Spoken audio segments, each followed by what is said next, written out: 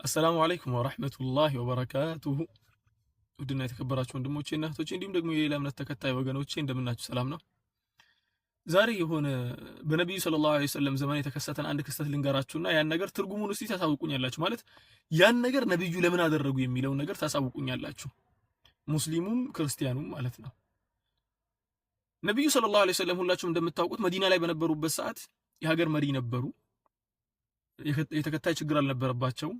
በጣም ይጠበቁ ነበር ማለት በጣም ይወደዱ ነበር። የእሳቸው አንዲት ንግግር መሬት ጠብ አትልም። ሁላችሁም እንደምታውቁት ደግሞ ሰሃቦቻቸው ቅልቅል ናቸው። ሀበሻው አለ፣ አረቡ አለ፣ ፈረንጁ አለ፣ ፐርሺያው አለ።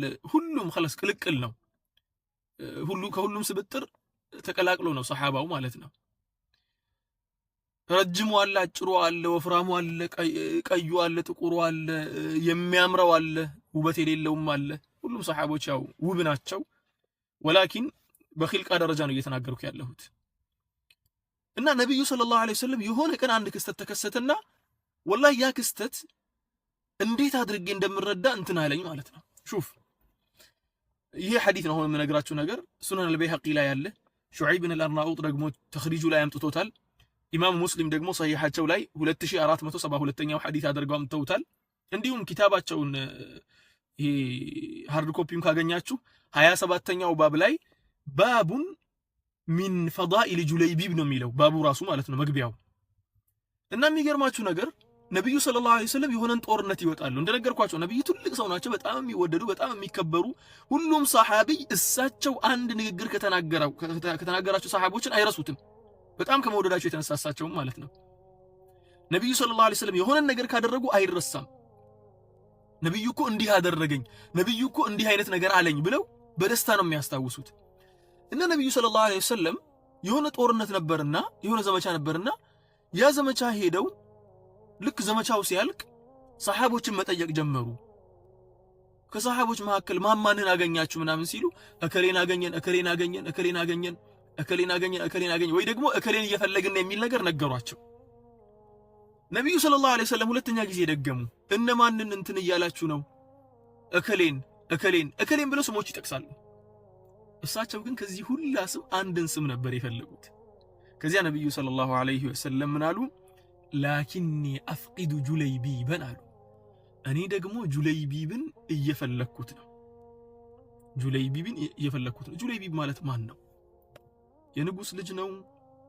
ምን አይነት ውበት ያለው ግርማ ሞገሱ በጣም ሰዎችን የሚያስደምም ረጅም በጣም ፈርጠም ያለ ነው ወይስ ምን አይነት ሰው ነው?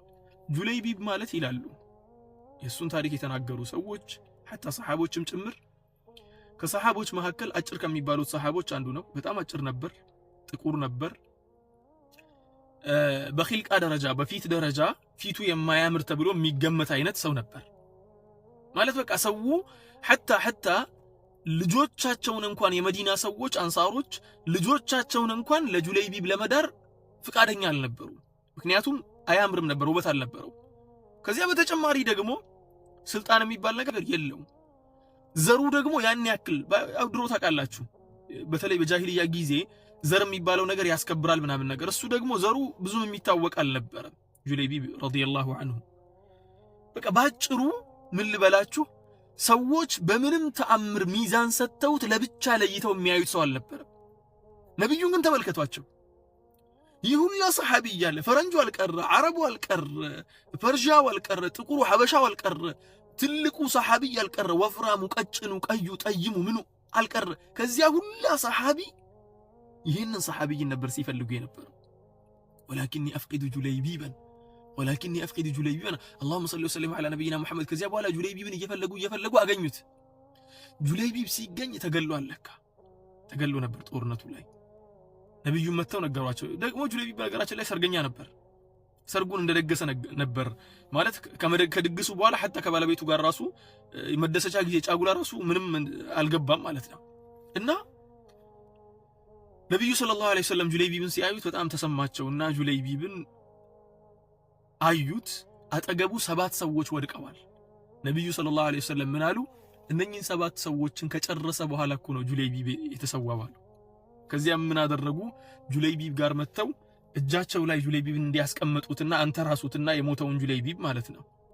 ሃዛ ሚኒ ወአነ ሚንሁ አሉ። ይሄ ጁለይቢብ እኮ ከኔ ነው እኔ ደግሞ ከሱ ነኝ አሉ። በከለር ቢሆን ጥቁር አልኳችሁ፣ በርዝመት ቢሆን አጭር አልኳችሁ፣ በውፍረት ቢሆን ቀጭን አልኳችሁ። በቤተሰብ ምናምን ከተባለ ደግሞ ቤተሰቡ ራሱ አይታወቅም። ወላኪን ነቢዩ ሰለላሁ ዐለይሂ ወሰለም ከሰሓቦች ሁላ ለይተው እሱን ለብቻ ፈልገው ወላኪኒ አፍቂዱ ጁለይቢበን እኔ ደግሞ ጁለይቢብን እየፈለግኩ ነው ብለው ፈልገው ካገኙት በኋላ እጃቸው ላይ አስቀምጠው ቀብር እስኪቆፈርላቸው እጃቸው ላይ ነበር። በነገራችን ላይ ነቢዩ ሰለላሁ ዐለይሂ ወሰለም በእጃቸው የቀበሩት በጣም ጥቂት ሰሓቢይ ነው። ከነዚያ ጥቂት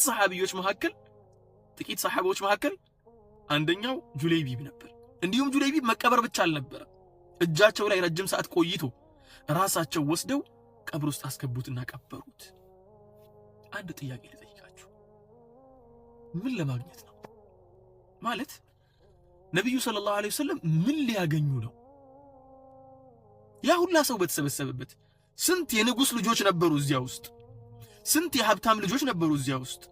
እነሱን እንዲፈልገው እንትን ሳይሉ ምን ፈልገው ነው ነቢዩ ሰለላሁ ዐለይሂ ወሰለም ያ ነገር ያደረጉት? ነቢይ ባይሆኑ እውነት ውስጥ ያለውን ነገር አላህ ባያሳውቃቸውና ውዴታቸው በአጠቃላይ ለአላህ ብቻ ባይሆን ኖሮ ሰዎች ልጆቻችንን አንድረውም ብለው የከለከሉትን ሰው እንዲህ እሳቸው ወደው እኔ እኮ ጁለይቢብን እየፈለግኩ ነው ካገኙት በኋላ ደግሞ ሃዛ ሚኒ ወአነ ሚንሁ ብለው አንዴ አይደለም ያሉት። በነገራችን ላይ ጁለይቢብ እኮ ከኔ ነው እኔ ደግሞ ከሱ ነኝ፣ ማለትም ጁለይቢብ እኮ እኔ ማለት ነኝ ብለው አንዴ አይደለም ደጋግመው ተናገሩ። ደጋግመው ለምን? ምን ሊያገኙበት? ምን ሊጨምርላቸው? ማለት ሰዎች መካከል የበለጠ ከፍ እንዲሉ ከፍ የሚያስብላቸው አይነት ሰው አይደለም ሲታይ። ወላኪን እኔ ጋር ያለው መልስ ልስጣችሁ፣ የእናንተንም መልስ አስቀምጡ። እኔ ጋር ያለው አንድና አንድ ነገር ነው። አላህ ስብሓነሁ ወተዓላ ጁለይቢብ ውስጥ ያለውን ቀልቡ ውስጥ ያለውን ነገር እሳቸውን አሳውቋቸው። ለአላህ ሲሉ ነው የወደዱት። ለአላህ ሲል የተዋደደ ሰው ደግሞ ውዴታው በፊት አይለካም፣ በከለር አይለካም፣ በቁመና አይደለም። ጉዳዩ የውስጥ ጉዳይ ነውና ውዱ ነቢያችን ይሄን ያክል ምርጥ ነብይ ነበሩ። አላህ ስብሓነሁ ወተዓላ አየጅመዕና ቢነቢይና ዐለይሂ አፍደሉ ሰላቲ ወአተሙ ተስሊም። አላህ ስብሓነሁ ወተዓላ ከጁለይቢብ ጋር ከተቀሩት ሰሓቦችም ጋር ይቀስቅሰን እላለሁ። እስቲ እናንተ ጋርም ያለው መልስ መልሱልኝ፣ ጠብቃችኋለሁ። ሰላም አለይኩም ወራህመቱላሂ ወበረካቱ።